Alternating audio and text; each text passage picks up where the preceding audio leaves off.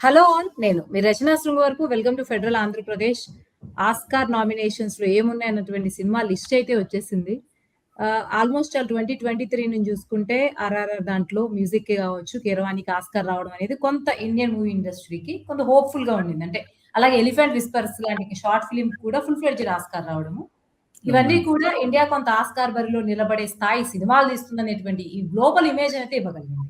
అయితే దాని తర్వాత లాపటా లేడీస్ గాని, ఇవి గాని అట్‌లీస్ట్ నామినేషన్ వరకు క్లియర్ చేయగలిగాయి. కానీ 2020 ఈ లేటెస్ట్‌గా మాత్రం కనీసం నామినేషన్ స్టేజ్‌కి కూడా ఇండియన్ మూవీ వెళ్ళలేకపోయింది. అందరూ ఏదైతే హోమ్ బౌండ్ సినిమా అట్‌లీస్ట్ నామినేషన్‌లో అయినా ఉంటుందని ఎక్స్‌పెక్ట్ చేశారో అది కూడా ఔట్ ఆఫ్ రేస్ అయిపోయింది. సో ఎందుకు భారతీయ సినిమాలు, ముఖ్యంగా సౌత్ ఇండియన్ సినిమాలు కోట్ల బడ్జెట్‌తో తీస్తూ పాన్ ఇండియా సినిమాల్లాగా కనిపిస్తున్నాయి. పాన్ ఇండియా సినిమాలని మొత్తం ఇండియా మొత్తంలో ఆల్మోస్ట్ ఆల్ వేల కోట్లు వసూళ్లు కూడా చేసే క్లబ్‌లో ఉండి, అంటే అదర్ దాన్ బడ్జెట్ క్వాలిటీ పరంగా, కంటెంట్ పరంగా వరల్డ్ క్వాలిటీని మ్యాచ్ చేయలేకపోతుందా ఇండియన్ సినిమా? ఎందుకు మనము చెప్పుకోవడానికి కలెక్షన్స్ పరంగా ఘనంగా ఉన్న ప్రపంచ సినిమాలో ఉత్తమ సినిమాలకి ఇచ్చేటువంటి ఆస్కార్ అవార్డులు మాత్రం మన సినిమాలకి ఎందుకు రావట్లేదు? ఎక్కడుంది లోపం? పర్టిక్యులర్‌గా ఈ ఇయర్‌లో కనీసం నామినేషన్ కూడా క్లియర్ చేయకపోవడానికి కారణం ఏంటి? అన్న మంచి సినిమాలు రాలేదా? లేకపోతే రిపిటేషన్ ఉందా? లేకపోతే మన వాళ్ళు ఇంకా ఆస్కార్ ఫార్ములాని అర్థం చేసుకోలేకపోయారా? ఈ విషయాల గురించి మనతో మాట్లాడడానికి సూర్యప్రకాష్ జోషిలా గారు ఉన్నారు. సూర్యప్రకాష్ జోషిలా గారు సీనియర్ ఫిల్మ్ క్రిటిక్, అలాగే స్క్రిప్ట్ కన్సల్టెంట్ కూడా. సూర్యప్రకాష్ గారు, welcome to federal Andhra Pradesh. Hi అండి. హాయ్. చెప్పండి. ఇప్పుడు చెప్పండి. మీరు ఆల్మోస్ట్ ఆల్ మీరు ఫిల్మ్ క్రిటిక్‌గా ఇయర్ వైస్ మూవీస్ అన్నీ కూడా మీరు చూస్తూ ఉంటారు. ఆల్మోస్ట్ ఆల్ కొత్తగా రిలీజ్ అయినప్పుడు దాని గురించి టాక్ ఉన్నప్పుడు వాటితో పాటు ఓటీటీ సినిమాలు ఆల్మోస్ట్ ఆల్ గొప్ప సినిమాలు ఏవైతే చెప్పుకుంటారో అటు ఇటుగా ఉన్నవన్నీ మీరు చూస్తూ ఉంటారు కాబట్టి 2025లో నిజంగానే గొప్ప సినిమాలు రాలేదనుకుంటున్నారా? లేకపోతే ఆస్కార్ స్టాండర్డ్‌కి గొప్ప సినిమాలకి మధ్య ఉండేటువంటి ఆ లైన్‌ని మన వాళ్ళు పట్టుకోలేమన్నా? 2025 సినిమాల గురించి మాట్లాడండి. అంటే నిజానికి కమర్షియల్ సినిమా పూర్తిగా వేరండి. ఆస్కార్‌కొచ్చే సినిమాలన్నీ కమర్షియల్ సినిమాలు కాదు. అంటే కమర్షియల్‌గా వర్కౌట్ అవ్వటం వేరు. అంటే కలెక్షన్‌లు తేవటం, అలాగే గ్లోబల్ మార్కెట్ వైపు వెళ్ళడం, పాన్ ఇండియా మార్కెట్‌లో మనకి ఇక్కడ కలెక్షన్‌లు తేవడం ఇవన్నీ వేరు. ఆస్కార్‌కి కొన్ని వాళ్ళ రూల్స్, పద్ధతులు ఉంటాయి కాబట్టి వాటిలన్నిటిని ఏదైతే సాటిస్ఫై చేస్తుందో వాటిలకి వాళ్ళు ఇచ్చుకుంటూ వెళ్తున్నారంట. అలాగే వాళ్ళకి లెక్కలుంటాయి. ఈ ఏడాది వీటిలకిద్దాము.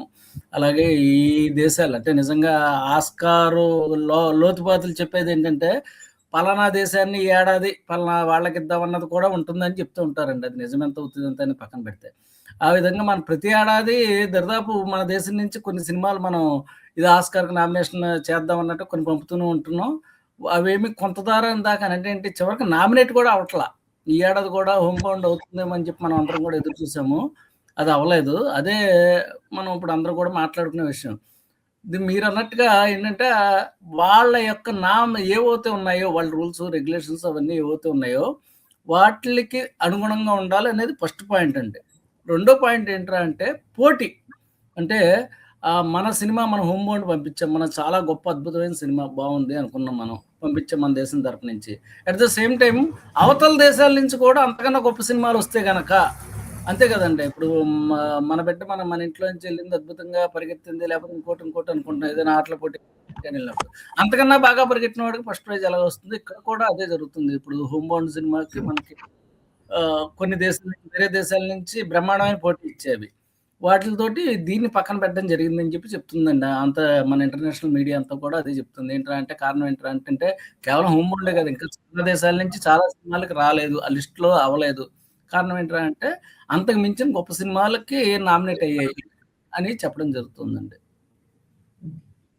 సూర్యప్రకాష్ గారు, ఇంకొకటి చెప్పండి. Almost all Oscar awards start చేసి 100 డేస్ పైన అయిపోయింది కాబట్టి దాదాపు. అవునండి. అవును. ఈ క్రమంలో ఫస్ట్ కొన్ని సంవత్సరాలు పక్కన పెడితే కొంత ఆస్కార్‌కి ఏ సినిమాలు వస్తుందని అబ్జర్వ్ చేయడానికి కూడా కొంత టైం పడుతుంది కాబట్టి. అవునండి. ఇన్ని ఇయర్స్ అబ్జర్వ్ చేసిన తర్వాత అట్‌లీస్ట్ ఆస్కార్ లిస్ట్‌లో ఉన్న సినిమాలు అన్ని జోనర్స్ అబ్జర్వ్ చేసినాక ఏ సినిమా తీసే వాళ్ళకైనా తమ సినిమా అత్యుత్తమమైనటువంటి ఫైనల్ టార్గెట్ అంటే ఆస్కార్ అవార్డ్ కొట్టడం. సో, అవునండి. దీన్ని ఇండియన్ ఫిల్మ్ మేకర్స్ అప్పటి నుంచి ఇప్పటి వరకు ఉన్న వాళ్ళు సీనియర్స్ గావచ్చు, కొత్తగా వస్తున్న వాళ్ళు ఎక్కువ నాలెడ్జ్ అవైలబుల్‌గా ఉంది. వాళ్ళు అబ్జర్వ్ చేయట్లేదు అనుకుంటున్నారా? అబ్జర్వ్ చేసినా ఈ స్టాండర్డ్ సినిమాలు మనకి కలెక్షన్స్ రావు, లేకపోతే ఆడియన్స్ యాక్సెప్ట్ చేయరేమో అని వెనకడుగు వేస్తున్నాను. ఇప్పుడు ఫిల్మ్ మేకర్స్ మైండ్ సెట్ ఎలా ఉంది ఈ విషయంలో? అంటే నిజానికి ఆస్కార్ కోసం అయితే మన దేశం నుంచి పనిగట్టుకుని సినిమాలు ఎవరు తీయరండి. మనకేదో నేషనల్ అవార్డు, ఇంకోటి అవార్డ్ వస్తుందంటే నేషనల్ అవార్డ్ ఉండదు. ఆస్కార్ కోసం అనేది ప్రత్యేకంగా అదే. పనిగట్టుకుని మన ఇండియా లాంటి ఏదో ఒక మనలాంటి అవార్డ్, దేశాలు అవార్డ్ అంటున్నా. అవార్డ్. ఏ అవార్డ్‌కైనా దాదాపు ఒకటే పారామీటర్స్ ఉంటాయి కదా! అటు ఇటుగా. అంటే ఆస్కార్ అనేప్పుడు ప్రపంచం మొత్తం పోటీ పడుతుందంటే, రెండోదేంటంటే అసలు మనకో సినిమా ఉందని తెలియాలి. పెద్ద సమస్య ఎక్కడొస్తుందంటే అండి, ఇప్పుడు 'ఆర్ఆర్ఆర్‌కి' వచ్చింది. మనకి రాలేదు. అదొక డిస్కషన్ నడుస్తుంది. ఈ సినిమాకి రాలేదు అనేది. ఇప్పుడు ఏంట్రా అంటే ఎక్కువ జరిగేది ఏంట్రా అంటే, ప్రమోషన్స్ మీద మీరు బాగా ఖర్చు పెట్టాలంటే ఏంటి, మీకక్కడ సినిమా ఉందని ప్రీమియర్స్ ఎయ్యాలి. పెద్ద పెద్ద వాళ్ళని పిలవాలి. ఓ సినిమా ఉందని చెప్పగలగాలి. అంటే మనకి ఈ home bound writer Sumit Roy ఓ మాట అన్నాడు. ఏంట్రా అంటే బడ్జెట్ కన్నా అంటే మీకేదైతే సినిమా బడ్జెట్ అవుతుందో, అంతకు మించి కన్నా ఎక్కువ బడ్జెట్ అయిపోతుంది. ఆస్కార్స్‌కి మనం తీసుకెళ్ళి ప్రమోషన్ చేయాలంటే అంత బడ్జెట్ మన దగ్గర లేదు. అంటే చిన్న సినిమాలకు అసలు లేదు. మీడియం బడ్జెట్ సినిమాలకు అసలు లేదు. అంటే మీరు టార్గెట్ చేయాలంటే గనక ఆస్కార్‌ని దానికి తగినట్టుగా క్యాంపెయిన్ చేయగలగాలి. మీరు గమనిస్తే గనక 'ఆర్ఆర్ఆర్‌కి' ఒక ప్రీ ప్లానెడ్‌గా చక్కగా క్యాంపెయిన్ చేయగలిగారండి. వాళ్ళు అక్కడికి వెళ్లారు, క్యాంపెయిన్ చేశారు. ఆ సినిమాని చాలా చోట్ల ప్రదర్శించారు. దానికి రివ్యూలు అన్నీ చాలా పెద్ద పెద్ద ఇంటర్నేషనల్ మ్యాగజైన్స్‌లో, సినిమా మ్యాగజైన్స్‌లోను అక్కడ లోకల్‌లో వాటిలన్నిటిలో కూడా రివ్యూలు రావడం జరిగింది. ఆ సినిమా గురించి అంటే ఏంటి, ఒక సినిమా గురించి మాట్లాడితే దాని ఇంపాక్ట్ పడాలండి. అక్కడ అసలు తెలియాలి. ఓ సినిమా వచ్చిందని చెప్పి. మనకిప్పుడు ఈ 'హోమ్ బౌండ్' లాంటి సినిమాలు ఏవి కూడా కేవలం పంపడం దాకానంటే అండి, మన దేశం నుంచి అనకూడదు గానీ, ఓ రకంగా మొక్కుబడిగా అంటే ఏంటి, ఈ సినిమా బావుంది. నామినేషన్ పంపించండి అంత దాకానే గానీ, ప్రభుత్వం ఏమి పనిగట్టుకుని దాన్ని క్యాంపెయిన్ చేయదు. ప్రొడ్యూసర్ల దగ్గర అంత సత్తా ఉంటలేదండి. అంటే అండి, మీరింత ఖర్చు పెట్టేసిన తర్వాత ఒక 50,00,00,000 ఖర్చు పెట్టేసిన తర్వాత ఆస్కార్‌కి, తర్వాత రాలేదనుకోండి ఏంటి పరిస్థితి? వస్తే మంచిదే. ఎందుకంటే దానికి పెరిగే మార్కెట్ వేరేగా ఉంటుంది. ఆస్కార్ వచ్చిన సినిమా అంటే ప్రపంచం మొత్తం దానికి మార్కెట్ పెరిగిపోతుంది ఒక్కసారిగా. ఓటీటీ సంస్థలు కొనుక్కుంటే అలాగే డిస్ట్రిబ్యూషన్ రైట్స్ అమ్ముడైపోతాయి. ప్రపంచమంతా ఆ సినిమా మీద దృష్టి పెడుతుంది. కానీ అక్కడి దాకా వెళ్ళాలంటే మీకు బడ్జెట్ అయిపోతుంది. అంత బడ్జెట్ పెట్టిన తర్వాత తిరిగి వెనక్కి రాలేదనుకోండి ఏంటి పరిస్థితి అనేది అతిపెద్ద సమస్య అది. అది చిన్న సినిమాలు గాని, మీడియం సినిమాలు గాని ప్రొడ్యూసర్లు ధైర్యం చేయలేరండి. ప్రభుత్వం చెయ్యాలి అంటే మన దేశానికి ఆస్కార్ రావాలని ప్రభుత్వం పనిగట్టుకుని ఏమన్నా క్యాంపెయిన్‌లు నిర్వహించడానికి ఇంతేమన్నా బడ్జెట్ అలాంటివేమన్నా కేటాయిస్తే తప్పించి, మామూలు ఒక మీడియం ప్రొడ్యూసర్ ఎవరు కూడా ఆస్కార్ సినిమాలకు తగినట్టుగా క్యాంపెయిన్ అతి పెద్ద సమస్య ఇదేనండి. ఆస్కార్‌కి మనలాంటి దేశాలు మనొక్కటే కాదండి. దేశాలన్నిట్లి నుంచి వెళ్ళే సినిమాలకి అసలక్కడ నామినేషన్‌లో కూడా చోటు చేసుకోకపోవడం కారణం ఏంటంటే అసలు ఎవరికీ తెలీదు. ఇప్పుడు మన దేశంలో ఇప్పుడు జర్మనీలో సినిమా వచ్చిందండి సపోజు. చాలా గొప్ప సినిమా. సినిమా బఫ్‌గా తప్పించి బయట వాడికి ఎవరికన్నా తెలుస్తుందా? తెలీదు గదా అది. ఒక అద్భుతమైన సినిమా అయ్యుండొచ్చు. అది మిగతా దేశం వాడికి తెలిసే అవకాశం లేదు. అలాగే మన దేశం సినిమా 'హోమ్ బౌండ్' గురించి కూడా మిగతా దేశాలకి తెలిసే అవకాశం లేదండి. ఇక్కడ మీడియా మాట్లాడుతుంది మన సినిమా గురించి కాబట్టి, ఇక్కడ ఆర్టిస్టులు కాబట్టి మనం అందరం మాట్లాడుతూ ఉంటాం. కానీ ఈ దేశం దాటిన తర్వాత, ఈ మలుపు దాటిన తర్వాత అక్కడ మాట్లాడాలంటే దానికి తగినట్టుగా మీరు ప్రమోషన్ చేయాలి, క్యాంపెయిన్‌లు నిర్వహించాలి, బడ్జెట్ కేటాయించాలి అన్నిటికన్నా. అంత కేటాయిస్తే వెనక్కొస్తుందా? రాదా? అనేది అతిపెద్ద క్వెషన్. అంటే మీకు ఆస్కార్ రాలేదనుకోండి, బడ్జెట్ మొత్తం నీళ్ళలో పోసిన పన్నీరే కదా! ఏముండదు. బూడిదలో పోసిన పన్నీరే. ఏమీ చేయలేం దానికి. కాబట్టి మీడియం ప్రొడ్యూసర్లు గాని, ఓ మాదిరి వాళ్ళు గాని అంటే 'కరుణ్ జోహార్' లాంటి పెద్ద పెద్ద ప్రొడ్యూసర్లు కూడా అటువైపు కేవలం ఇదే కారణంతోటి అంటే మనం చేస్తాం, ఇంత కష్టపడి చేస్తే గనక వెనక్కొస్తుందా? రాదా? రాకపోతే ఏంటనే పరిస్థితి దగ్గర ఆ పాయింట్ దగ్గర చాలామంది ధైర్యం చేయలేదండి. చేసిన వాళ్ళు గెలుస్తున్నారు. అది జరుగుతుందండి. ప్రస్తుతం మనలాంటి దేశాల నుంచి వెళ్ళే సినిమాలకి ఇది పరిస్థితి. ఇంకోటేంటంటే మన ఫారిన్ కేటగిరీలో ఎళ్తూ ఉంటాయి మన సినిమాలన్నీ కూడా. అంటే ప్రాంతీయ సినిమాలు ఆస్కార్ అవార్డ్‌లో కూడా డైరెక్ట్‌గా ఉండదండి అది. దాంట్లోంచే రావాలి. దాంట్లో అనేప్పటికి హాలీవుడ్ సినిమాలు, యూరోప్ అవ్వంటే అక్కడికి డైరెక్ట్‌గా వాళ్ళు ఆస్కార్ అవార్డుని వాళ్ళు పెట్టుకుంటది. మనకిచ్చేది ప్రాంతీయ విభాగంలో వాటిలో ఇస్తారు మనకి. అక్కడ రావాలి అంటే గనక అక్కడ చాలా దేశాలు పోటీ పడుతున్నాయి. చాలా సినిమాలు పోటీ పడుతున్నాయి. వాటిలన్నిటిని దాటగలగాలి. అది అన్నిటికన్నా ప్రధానమైన అంశం. రెండో పాయింట్ ఏంటంటే మనకి క్వాలిటీ అన్నిటికన్నాను. అంటే ఆస్కార్ స్టాండర్డ్స్ వేరు. మామూలు సినిమాల స్టాండర్డ్స్ వేరు. మనం కమర్షియల్‌గా ఇక్కడ రూపాయి రావడానికి మనం తీసుకుంటాం జాగ్రత్తలన్నీ. అంతేగాని ఒక ఆస్కార్ అవార్డ్‌కి ఇంకోటి వాళ్ళ నామ్స్, వాళ్ళ పారామీటర్స్ ప్రకారం మనం ఏమి సినిమాలు తయారు చేయమండి.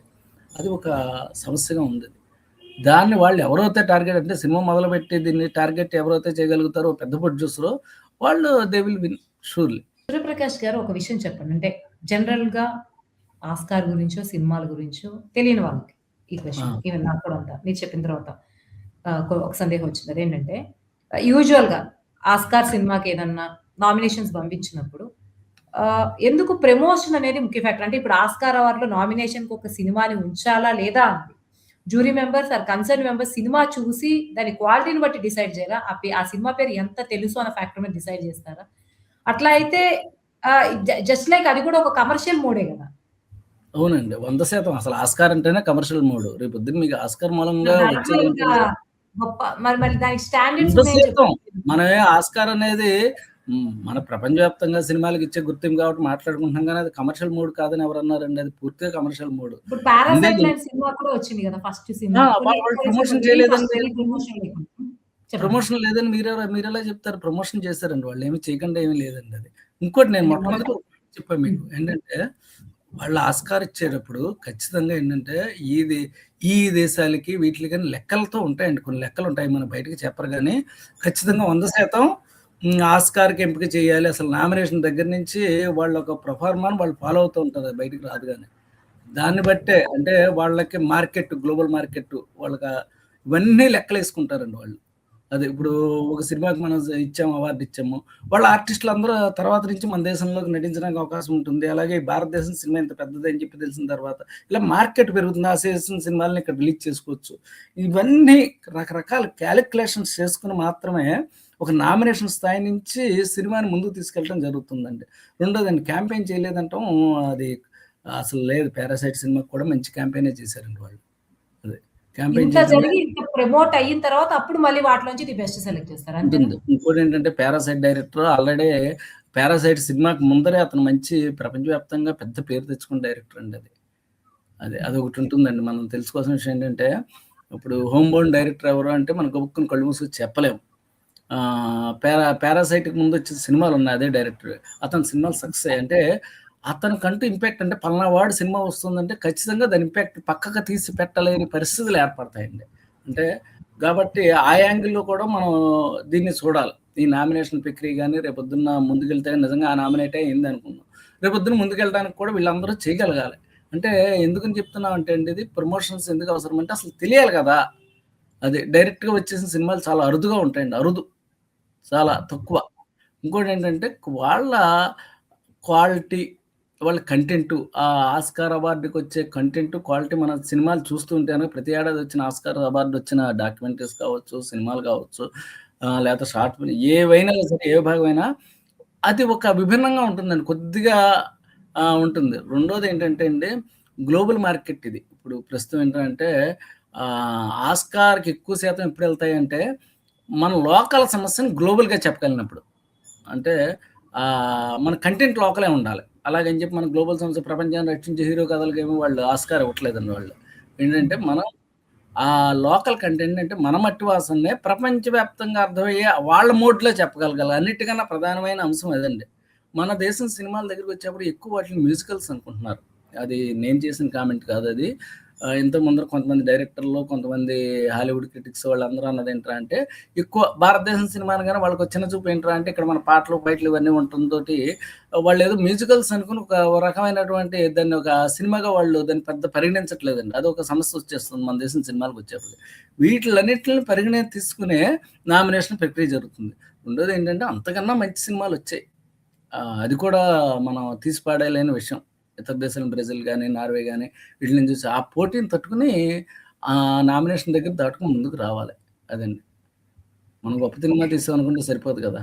వాళ్ళు కూడా అవును నిజమే గొప్పదే అనాలి. పక్కదానికన్నా గొప్పగా ఉండాలి. ఇంకోటి చెప్పండి సూర్యప్రకాష్ గారు. సరే ఫిల్మ్స్ కేటగరీస్ పక్కన పెడితే షార్ట్ ఫిల్మ్స్ వైస్ వచ్చేసరికి 'ఎలిఫెంట్ విస్పర్స్' లాంటిది అంత భారీ ప్రమోషన్ కాదు 'ఆర్ఆర్ఆర్‌తో' పోలిస్తే. అవునండి. సో సినిమాలు కాకుండా మిగిలిన షార్ట్ ఫిల్మ్స్ గాని, డాక్యుమెంటరీ ఇక్కడ ఎలాంటి పారామీటర్స్ అవుతాయి? ఇక్కడ కూడా అంతే ప్రమోషను. ఎందుకంటే షార్ట్ ఫిల్మ్స్ తీసేవాళ్ళే తక్కువ బడ్జెట్‌తో తీస్తారు. అవునండి. సినిమా కొన్ని సార్లు చాలా మాక్సిమం 90% ఆఫ్ ద సిట్యుయేషన్ సినిమాకి అంత భారీ బడ్జెట్ పెట్టలేక కొంతమంది షార్ట్ ఫిల్మ్స్ తీసే ఉద్దేశం. అవును. అలాంటప్పుడు షార్ట్ ఫిల్మ్స్ లాంటి వాటిలో కూడా ఇదేనా? ఇదే అయితే మరి 'ఎలిఫెంట్ విస్పర్స్' లాంటిది కూడా మన హ్మ్. దానికి ఆస్కార్ వచ్చింది కాబట్టి వాటిని ఎలా ఆ! చూడొచ్చు? అన్నీ ఇదే ఫార్ములానా? మెయిన్ ఏంటంటే అండి డాక్యుమెంటరీస్‌కి, షార్ట్ ఫిల్మ్స్‌కి వచ్చేటప్పటికి ఏం జరుగుతుందంటే కొత్తదనం అనేది చూస్తారు. అందులో కంటెంట్ ఏంటి? కంటెంట్ కొత్తదనం దానికి వాళ్ళేం కష్టపడ్డారు? ఎంతకాలం ఇప్పుడు దాన్ని 5 ఏళ్ళు తీశారన్నారు ఆ సినిమా. చాలా కాలం పాటు ఆ ఏనుగుల దగ్గర వాళ్ళు వెయిట్ చేసి వాళ్ళ జీవితాలన్నిటిని డైరెక్ట్‌గా లేడీ డైరెక్టర్ అనుకుంట ఇట్ మే బీ ఆహ్, దగ్గరుండి మొత్తం చూసి అంటే కష్టం కూడా ఖచ్చితంగా గమనిస్తారండి వాళ్ళు వరల్డ్ వైడ్‌గా.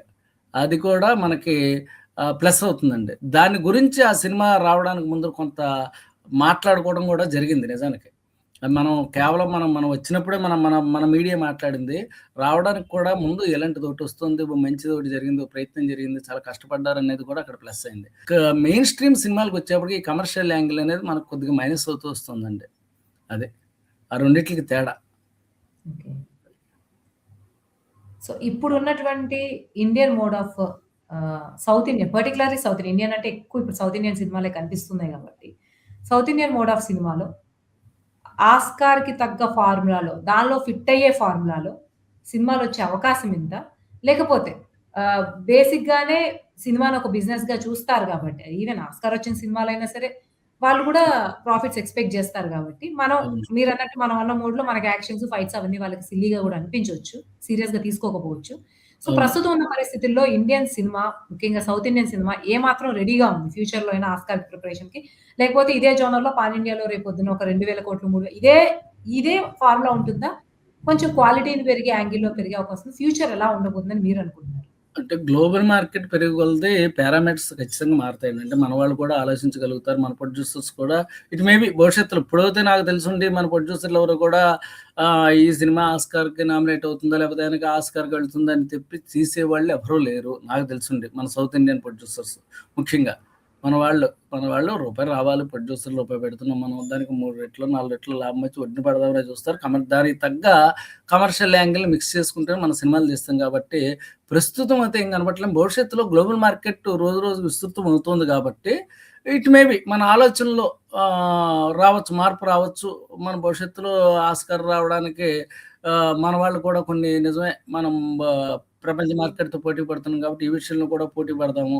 మన సినిమాలు కూడా అని చెప్పి ఒక కొత్త కాన్సెప్ట్‌లు అప్పుడు ఆస్కార్‌కి ఎలాగెళ్తాయి ఏంటనేది అధ్యయనం చేసి ఎందుకంటే అది డైరెక్ట్‌గా ఏది రాదండి. దానికి ఒక అధ్యయనం, ఓ పద్ధతి, వ్యవహారం ఉంటది కాబట్టి దానికి తగినట్టుగా తీసే రోజులు రావచ్చేమో. It may be.